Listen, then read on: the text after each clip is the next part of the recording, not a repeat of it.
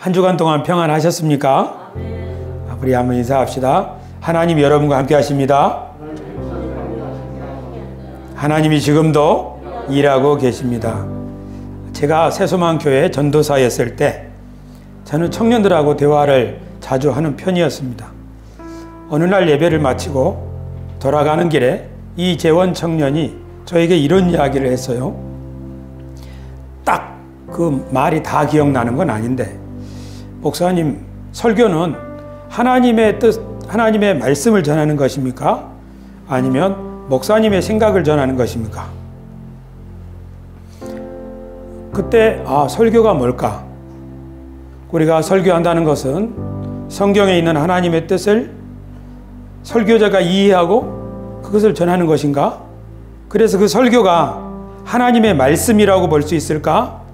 아니면 설교는 설교자의 생각일 뿐일까? 특별히 목회자들마다 같은 본문을 읽고도 다양한 해석을 내놓기 때문에 오늘처럼 이 인터넷이 많이 보편화된 시절에는 이 목사님은 이런 설교를 하시고 저 목사님은 저런 설교를 하신다면 하나님의 뜻이 무엇이라고 우리가 확정할 수 있을까? 그런 질문을 저는 받습니다. 여러분 어떻습니까? 설교는 하나님의 말씀의 대언이고 그 안에 하나님의 말씀이 있나요? 아니면 목사님의 생각인가요? 신학적으로는 설교는 하나님의 말씀을 대언하는 겁니다. 그렇지만 그 안에 하나님의 말씀이 무엇인가 하고 이해하는 것은 그 공동체의 몫입니다.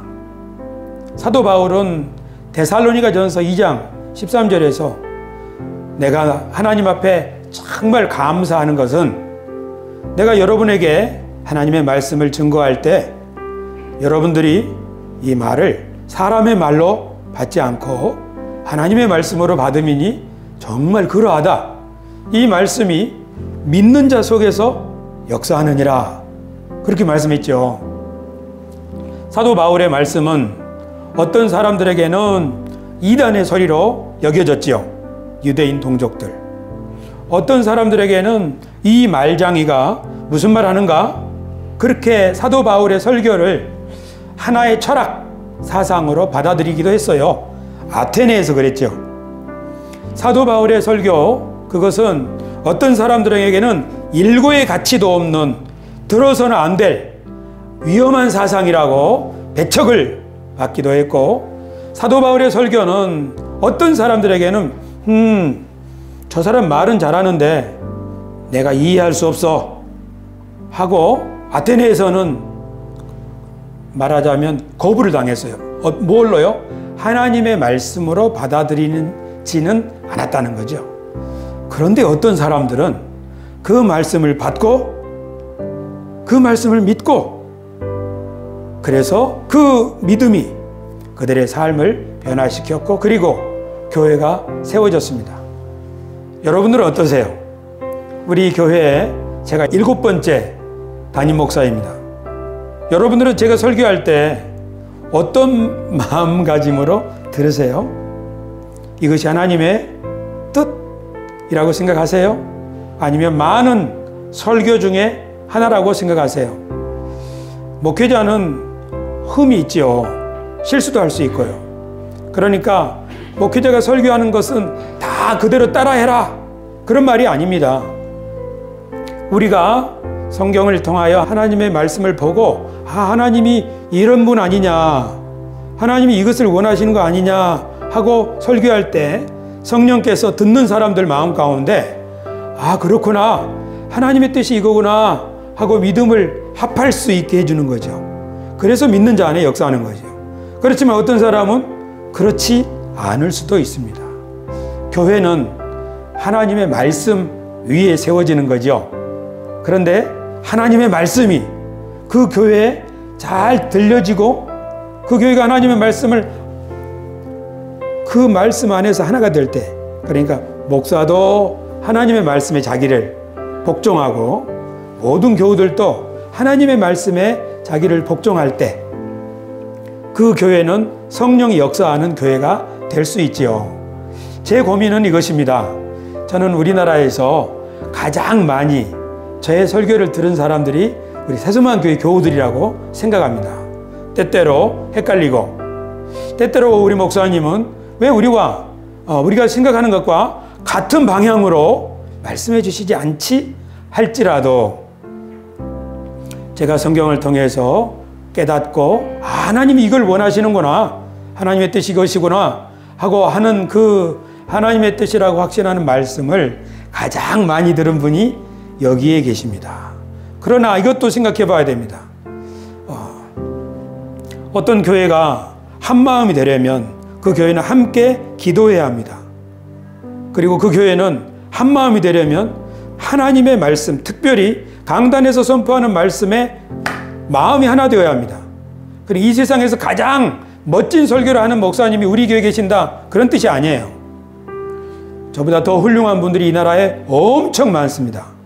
그러나 하나님께서 저를 세수만교회 담임 목사로 세우셨을 때 이렇게 하라고 하시는구나 하고 그 방향을 정할 때 우리가 함께 동의하여야 그 하나님의 뜻이 이루어지는 거예요. 그렇지 않습니까? 서로 다른 생각을 한다면 하나님의 교회는 결코 세워질 수 없습니다. 바벨탑의 저주는 무엇입니까? 온 세상의 말이 하나였을 때 사람들이 한 마음이 되어서 하나님을 섬기면 좋으련만 한 마음이 되어서 하나님을 대적하는 탑을 쌓았지요. 그때 하나님께서 그 가운데 오셔서 그들의 언어를 혼잡케 하시고 그 결과로 세상의 모든 언어가 혼잡하게 되고 그 결과로 사실상 이 세상을 하나님이 다스리시는 세상으로 만들어가는 그 일을 위하여 언어의 장벽, 생각의 장벽, 이런 것들 때문에 세상은 더 힘들고 어렵게 된 것이 사실입니다. 오순절 성령 강림의 사건은 우리들에게 그 반대의 역사를 보여주었죠. 뭡니까? 갈릴리의 사람들이 방언으로 말할 때, 하나님의 말씀을 선포할 때 그 천하에서 온 사람들이 다 하나님의 큰 일을 우리 언어로 우리가 알아듣는구나. 그래서 그 사람들이 모여서 함께 하나님을 경배하고 한 교회를 세우게 된 것 아닙니까? 그렇습니다.